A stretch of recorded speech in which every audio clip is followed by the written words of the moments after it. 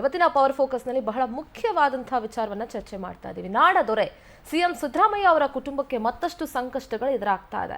ಇಡೀ ರಾಜ್ಯಾದ್ಯಂತ ಮೂಡಾ ಪ್ರಕರಣದ ವಿಚಾರ ಎಷ್ಟು ಸದ್ದು ಮಾಡಿತ್ತು, ಎಷ್ಟು ಸುದ್ದಿಯಲ್ಲಿತ್ತು, ನೀವೆಲ್ಲರೂ ಕೂಡ ಗಮನಿಸಿದಿರಿ. ರಾಜ್ಯ ಸರ್ಕಾರದ ಜೊತೆಗೆ ಸ್ವತಃ ಮುಖ್ಯಮಂತ್ರಿಗಳ ಕುಟುಂಬಕ್ಕೂ ಕೂಡ ಮುಜುಗರವನ್ನ ತಂದಿಟ್ಟಿದ್ದಂತಹ ಪ್ರಕರಣ ಇದು. ಈ ಪ್ರಕರಣಕ್ಕೆ ಇಡಿ ಕೂಡ ಎಂಟರ್ ಆಗಿದೆ. ಸಾಕಷ್ಟು ಆಸ್ತಿಯನ್ನ ಅಂದ್ರೆ ಸೈಟ್ಗಳನ್ನ ಕೂಡ ಇಡಿ ಮುಟ್ಗೋಲ್ ಹಾಕೊಂಡಿದೆ, ಜಪ್ತಿ ಮಾಡಿದೆ. ಈ ಎಲ್ಲದರ ನಡುವೆ ಈಗ ಸಿದ್ದರಾಮಯ್ಯ ಅವರ ಕುಟುಂಬಕ್ಕೆ ಮತ್ತೆ ಮೂಡ್ ಆಫ್ ಆಗ್ತಾ ಇದೆ. ಯಾಕೆ, ಯಾವ ವಿಚಾರಕ್ಕೆ, ಯಾಕೆ ಮತ್ತಷ್ಟು ಸಂಕಷ್ಟವನ್ನ ಸಿದ್ದರಾಮಯ್ಯನವರ ಕುಟುಂಬ ಎದುರಿಸಬೇಕಾಗಿದೆ ಅನ್ನೋದನ್ನ ಇವತ್ತಿನ ಪವರ್ ಫೋಕಸ್ ನಲ್ಲಿ ನಾನು ಚರ್ಚೆ ಮಾಡ್ತಾ ಹೋಗ್ತೀನಿ. ಇದೇ ಹೊತ್ತಿನ ವಿಶೇಷ, ಮತ್ತೆ CM mood of. CM Siddaramaiah ಕುಟುಂಬಕ್ಕೆ ಮತ್ತೆ ಮೂಡ್ ಆಫ್. ಮೂಡಾ ಕೇಸ್ನಲ್ಲಿ ಸಿದ್ದರಾಮಯ್ಯ ಫ್ಯಾಮಿಲಿಗೆ ಬಿಗಿ ಹಿಡಿತ. ಸಿಎಂ ಪತ್ನಿ ಹಾಗೂ ಸಚಿವ ಭೈರತಿ ಸುರೇಶ್ಗೆ ಇಡಿ ನೋಟಿಸ್ ಕೊಟ್ಟಿದೆ. ಸಿಎಂ ಸಿದ್ದರಾಮಯ್ಯ ಪತ್ನಿಗೆ ಜಾರಿ ನಿರ್ದೇಶನಾಲಯ ದೊಡ್ಡ ಶಾಕ್ ಕೊಟ್ಟಿದೆ. ನಾಳೆ ಹಾಜರಾಗಬೇಕು ವಿಚಾರಣೆಗೆ ನೀವು ಅಂತ ಸಿಎಂ ಪತ್ನಿಗೆ ಇಡಿ ಸಮನ್ಸ್ ಅನ್ನ ಕೊಟ್ಟಿದೆ. ನಾಳೆ ಬೆಳಿಗ್ಗೆ 11 ಗಂಟೆಗೆ ಶಾಂತಿನಗರದ ಇಡಿ ಕಚೇರಿಗೆ ಇಡಿ ಬುಲಾವ್ ನೀಡಿದೆ. ಹಾಗಾದ್ರೆ ಯಾವ ಕಾಯ್ದೆಯ ಅಡಿಯಲ್ಲಿ ನೋಟಿಸ್ ಕೊಟ್ಟಿದ್ದಾರೆ? ಪಿಎಂಎಲ್ಎ ಆಕ್ಟ್,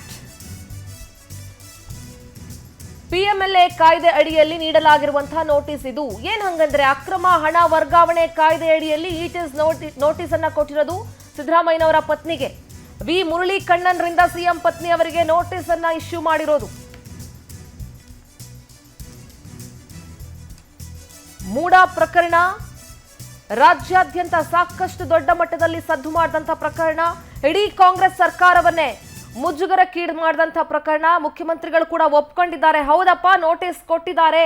ಏನ್ ಸರ್ ಮೇಡಮ್ ಅವ್ರಿಗೆ ನೋಟಿಸ್ ಕೊಟ್ಟಿದ್ದಾರಂತೆ ಇಡಿಯಿಂದ ಅಂದಾಗ ಹೌದು ನೋಟಿಸ್ ಬಂದಿದೆ ಅಂತ ಒಪ್ಕೊಂಡಿದ್ದಾರೆ. ನಾಳೆ ವಿಚಾರಣೆಗೆ ಬರಬೇಕು, ಬೆಂಗಳೂರಿನ ಶಾಂತಿನಗರದಲ್ಲಿರುವಂತಹ ಇಡಿ ಕಚೇರಿಗೆ ಬರಬೇಕು ವಿಚಾರಣೆಗೆ ಅಂತ ವಿ ಮುರಳಿ ಕಣ್ಣನ್ ರವರು ಸಿಎಂ ಪತ್ನಿ ಅವರಿಗೆ ನೋಟಿಸ್ ಅನ್ನ ಕೊಟ್ಟಿದ್ದಾರೆ.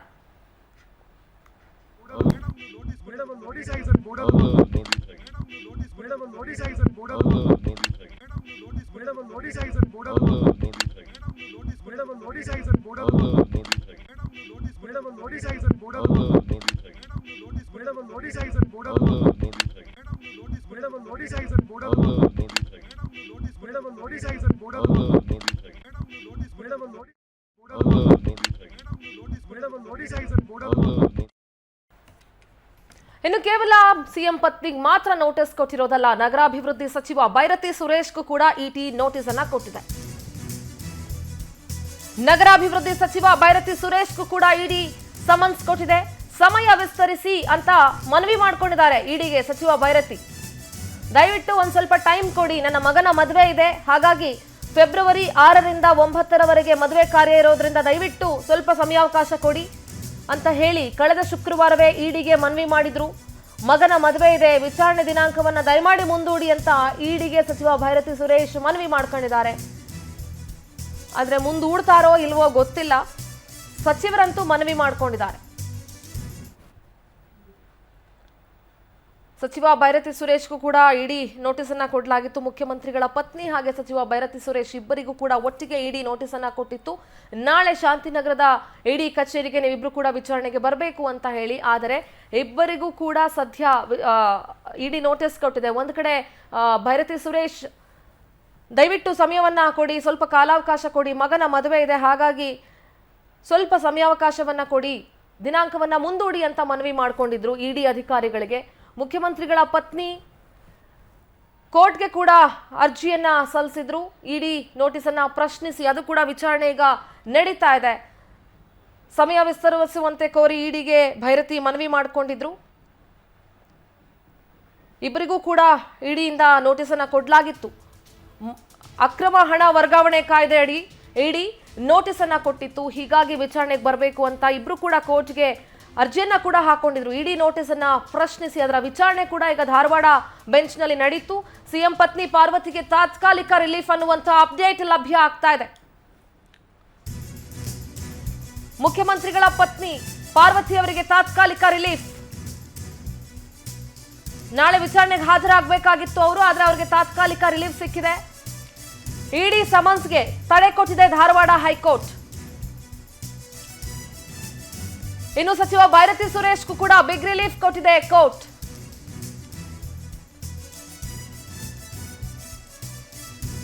ನ್ಯಾಯಮೂರ್ತಿ ಎಂ ನಾಗಪ್ರಸನ್ನ ಅವರ ಪೀಠದಿಂದ ಆದೇಶ ಹೊರಡಿಸಲಾಗಿದೆ. ಮುಖ್ಯಮಂತ್ರಿಗಳ ಪತ್ನಿ ಹಾಗೆ ಸಚಿವ ಭೈರತಿ ಸುರೇಶ್ ಇಬ್ರು ಕೂಡ ಇಡಿ ಕೊಟ್ಟಂತ ನೋಟಿಸ್ ಅನ್ನ ಪ್ರಶ್ನಿಸಿ ಹೈಕೋರ್ಟ್ಗೆ ಅರ್ಜಿಯನ್ನ ಸಲ್ಲಿಸಿದ್ರು. ಧಾರವಾಡ ಹೈಕೋರ್ಟ್ನಲ್ಲಿ ಇದರ ಅರ್ಜಿ ವಿಚಾರಣೆ ನಡೆಯಿತು. ನ್ಯಾಯಮೂರ್ತಿ ಎಂ ನಾಗಪ್ರಸನ್ನ ಅವರ ಪೀಠದಲ್ಲಿ ಅರ್ಜಿ ವಿಚಾರಣೆ ನಡೆಯಿತು. ಈಗ ಆದೇಶ ಹೊರಬಿದ್ದಿದೆ. ಮುಂದಿನ ಆದೇಶದವರೆಗೂ ಕೂಡ ಇಡಿ ಸಮನ್ಸ್ ಇದೆಯಲ್ಲ, ಅದಕ್ಕೆ ತಡೆಯೊಡ್ಡಿದೆ ಕೋರ್ಟ್. ಹೀಗಾಗಿ ಸಿಎಂ ಪತ್ನಿ ಪಾರ್ವತಿ ಹಾಗೆ ನಗರಾಭಿವೃದ್ಧಿ ಸಚಿವ ಭೈರತಿ ಸುರೇಶ್ ಇಬ್ಬರಿಗೂ ಕೂಡ ಒಂದು ದೊಡ್ಡ ಮಟ್ಟದ ರಿಲೀಫ್ ಸಿಕ್ಕಂತಾಗಿದೆ. ನಾಳೆ ವಿಚಾರಣೆಗೆ ಬರಬೇಕು ಅಂತ ಇಡಿ ನೋಟಿಸ್ ಕೊಟ್ಟಿತ್ತು. ತುರ್ತು ಅರ್ಜಿ ವಿಚಾರಣೆ ಮಾಡಬೇಕು ಅಂತ ಇಬ್ರು ಕೂಡ ಮನವಿ ಮಾಡ್ಕೊಂಡಿದ್ರು. ಮುಖ್ಯಮಂತ್ರಿಗಳ ಪತ್ನಿ ಪಾರ್ವತಿ ಹಾಗೆ ಸಚಿವ ಭೈರತಿ ಸುರೇಶ್ ಇಬ್ರು ಕೂಡ ಮನವಿ ಮಾಡಿಕೊಂಡು ಹೈಕೋರ್ಟ್ಗೆ ಅರ್ಜಿಯನ್ನ ಸಲ್ಲಿಸಿದ್ರು.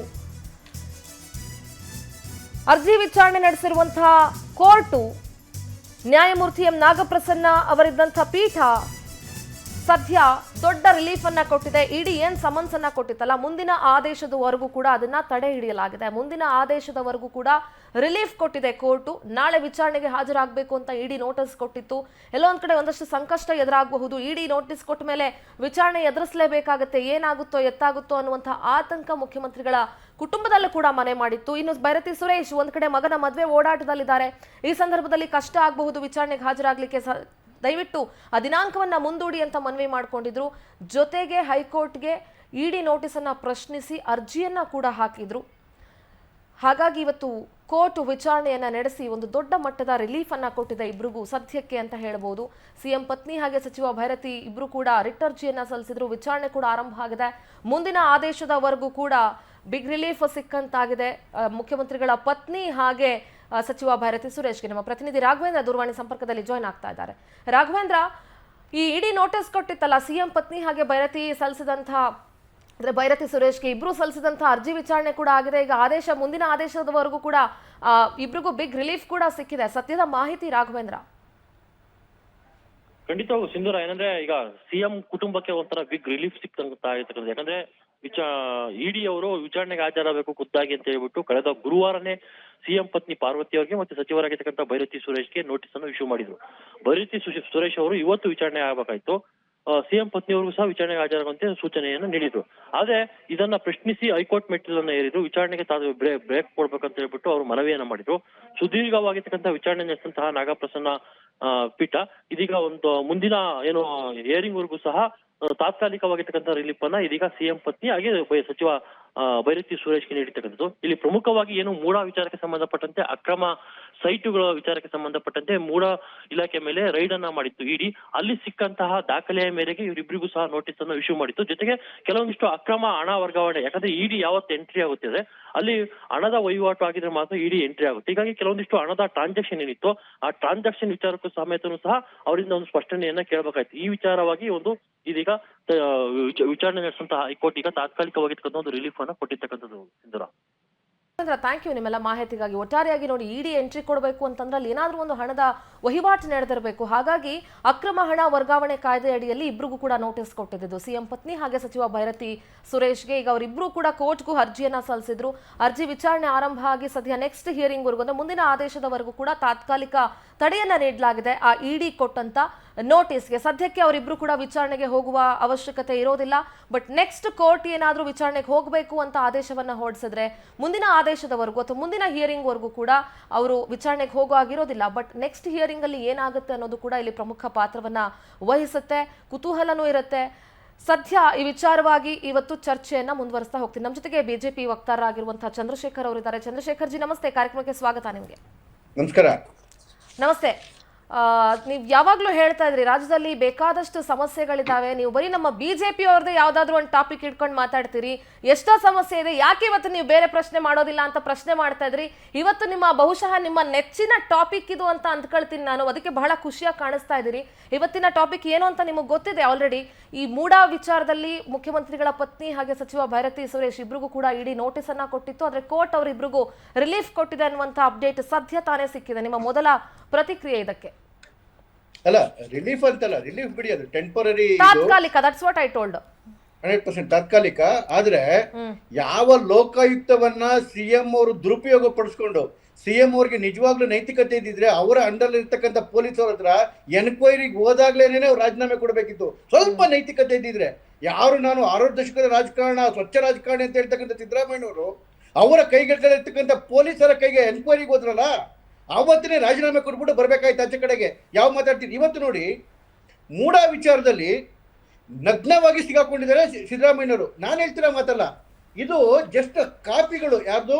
ನಾಗಪ್ರಸನ್ನ ಅವರು ಹೈಕೋರ್ಟ್ ಅಲ್ಲಿ ನೀವೇನು ಪ್ರಾಸಿಕ್ಯೂಷನ್ ಕೊಡಬೇಕಾ ಬೇಡ ಅಂತ ಹೋದಾಗ ಎಷ್ಟು ಡೀಟೈಲ್ ಆಗಿ ಅವರು ಇದನ್ನ ಮಾಡಿ ಇಷ್ಟು ಡೀಟೈಲ್ ಆಗಿ ಕೊಟ್ಟರು ಅಂತ ಹೇಳಿದ್ರೆ, ಯಾಕೆ ಪ್ರಾಸಿಕ್ಯೂಷನ್ಗೆ ಕೊಡಬೇಕು, ಏನು ಗವರ್ನರ್ ತಗೊಂಡಿದ್ದಂತಹ ಡಿಸಿಷನ್ ಯಾಕೆ ಕರೆಕ್ಟ್ ಆಗಿತ್ತು ಅಂತೇಳಿ ಪೇಜ್ ಬೈ ಪೇಜ್ ಕೊಟ್ಕೊಂಡೋದ್ರು. ಅದರಲ್ಲಿ ಕೆಲವು ಇದನ್ನ ಓದಿದ್ರೆ ಅಂತ ಹೇಳಿದ್ರು ನೋಡಿ, ಪಬ್ಲಿಕ್ ಡೊಮೇನ್ ಅಲ್ಲಿ ಹೇಳ್ತಾರೆ ಅವರು, ನಿಮಗೋದಕ್ಕೂ ಸಂಬಂಧ ನೋಡಿ.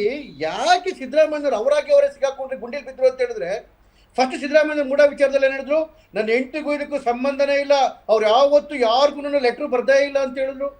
ಅದಾದ್ಮೇಲೆ ಸ್ವಲ್ಪ ದಿವಸಕ್ಕೆ ಇವರೇನೇನೆ ವೈಟ್ನರಲ್ಲಿ ಸಿಗ್ತಕ್ಕಂಥ ವಿಡಿಯೋನ ಹಾಕಿದ್ರು. ಹಾಗಾದ್ರೆ ಬರ್ದಿದ್ಯಾರು?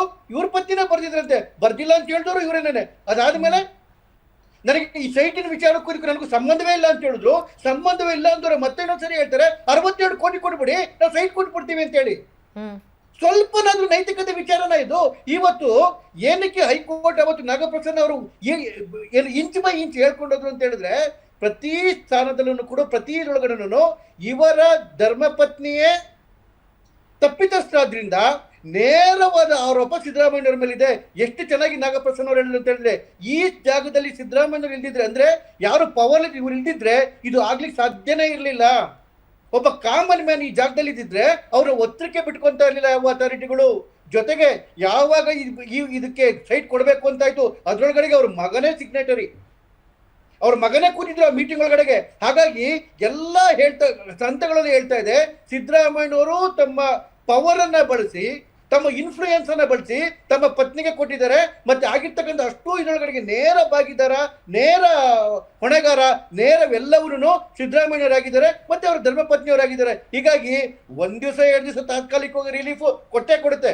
ಇಂದಿರಾ ಗಾಂಧಿ ಅವರು ಕೊಲೆ ಮಾಡಿದಂತಹ ಇವರಿಗೇನೇನೆ ಯಾರು ಕೊಲೆಗಾರನಿಗೂ ಶಿಕ್ಷೆ ಕೊಡೋದಕ್ಕೆ ಒತ್ತುಗಳು ತಗೊಂಡು ಸುಪ್ರೀಂ ಕೋರ್ಟ್. ಇದು ನಮ್ಮ ನ್ಯಾಯ ಪದ್ಧತಿ. ಆದರೆ ಸಿದ್ದರಾಮಯ್ಯವರು ಜೈಲಿಗೆ ಹೋಗೋದು ಮಾತ್ರ it's A matter of days, it's A matter of time. ನೋಡೋಣ ಅದು ಕೋರ್ಟ್ ತೀರ್ಮಾನ ಮಾಡಿದ್ಮೇಲೆ ಏನಾಗುತ್ತೆ ಅಂತ ನೋಡೋಣ. ನಾನು ನಟರಾಜ್ ಗೌಡ್ರು ಇದ್ದಾರೆ, ಕಾಂಗ್ರೆಸ್ ವಕ್ತಾರರು. ನಟರಾಜ್ ಗೌಡ್ರೆ ನಮಸ್ತೆ, ಕಾರ್ಯಕ್ರಮಕ್ಕೆ ಸ್ವಾಗತ ನಿಮ್ಗೆ.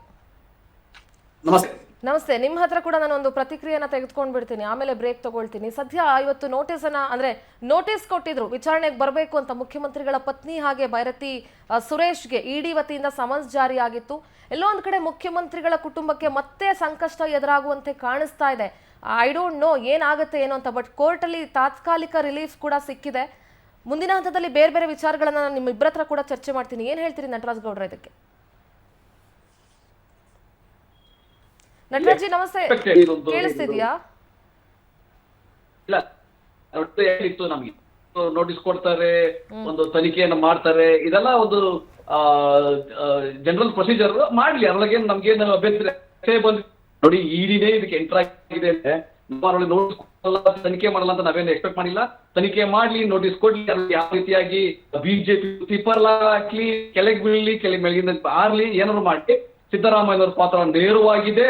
ಜಡ್ಜ್ಗಳು ಇಡಿದ್ರು, ಇನ್ನೊಂದು ಸುಪ್ರೀಂ ಕೋರ್ಟ್ ಜಡ್ಜ್ ಕೂಡ ಕಾನೂನು ಸಾಕ್ಷಿ ಏನು ಸಾಕ್ಷಿ ಇದೆ, ಯಾವ ರೀತಿಯಾಗಿ ಇನ್ಫ್ಲೂಯೆನ್ಸ್ ಮಾಡಿದ್ದಾರೆ, ಊಹಾಪೋಹದಲ್ಲಿ ಅವ್ರು ಮುಖ್ಯಮಂತ್ರಿ ಆಗಿದ್ದಕ್ಕೆ ಇನ್ಫ್ಲೂಯೆನ್ಸ್ ಮಾಡ್ಬಿಟ್ಟಾರೆ, ವಿರೋಧ ಪಕ್ಷದ ನಾಯಕರಾಗಿದ್ರು ಇನ್ಫ್ಲೂಯೆನ್ಸ್ ಮಾಡ್ಬಿಟ್ಟವ್ರೆ, ಪ್ರಭಾವಶಾಲಿ ಇನ್ಫ್ಲೂಯೆನ್ಸ್ ಮಾಡ್ಬಿಟ್ಟವ್ರೆ.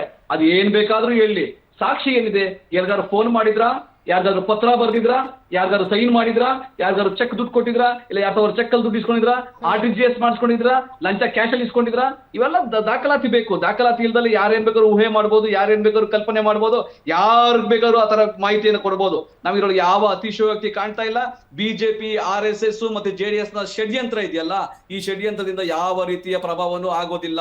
ಮೊನ್ನೆ ಸಿದ್ದರಾಮಯ್ಯನವರು ಅವತ್ತು ಕೂಡ ಯಾವ ರೀತಿಯಾಗಿ ಒಳ್ಳೆ ಆಳ್ವಿಕೆಯನ್ನು ಕೊಟ್ಟಿದ್ದಾರೆ, ಯಾವ ರೀತಿಯಾಗಿ ಕಪ್ಪು ಚುಕ್ಕೆ ಅವ್ರ ಮೇಲೆ ಇರ್ಲಿಲ್ಲ, ಇವತ್ತು ಇಲ್ಲ, ಮುಂದೇನು ಇಲ್ಲ. ಇವ್ರು ತಿಪ್ಪರ್ಲಾಗ ಹಾಕೋದು ಏನು ಮಾಡ್ಲಿಕ್ಕೆ ಸಾಧ್ಯ ಆಗಲ್ಲ. ಆದ್ರೆ ಈಗ ಪಾರ್ವತಮ್ಮನವ್ರ ಮೇಲೆ ಏನು ಇವ್ರೇನು ಆರೋಪ ಮಾಡ್ತಾರೆ, ನೋಟಿಸ್ ಕೊಡ್ಸಿದ್ದಾರೆ, ಕೊಡ್ತಾರೆ, ಉತ್ತರ ಕೊಡ್ತಾರೆ.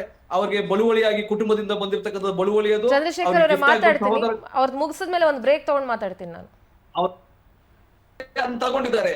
ಅದರೊಳಗೆ ಆಮೇಲೆ ಮೂರಾದಲ್ಲಿ ಏನಾದ್ರು ಕಾನೂನು ನಿಯಮ ಬಾಹಿರವಾಗಿ ಅವ್ರು ಸೈಟ್ ಕೊಟ್ಟಿದ್ರೆ ವಾಪಸ್ ತಗೊಂಡು ನಿಯಮವಾಗಿ ಕೊಡ್ಲಿ, ಇಲ್ಲ ಅವ್ರು ಕಾಂಪನ್ಸೇಷನ್ ಕೊಡ್ತಾರೆ ನಿಯಮವಾಗಿ ಕೊಡ್ಲಿ, ಕಾನೂನಾತ್ಮಕವಾಗಿ ಕೊಡ್ಲಿ, ಕಾನೂನಾತ್ಮಕವಾಗಿ ಅಷ್ಟೇ ಬಿಟ್ರೆ ಓಕೆ ನಟರಾಜ್ ಜಿ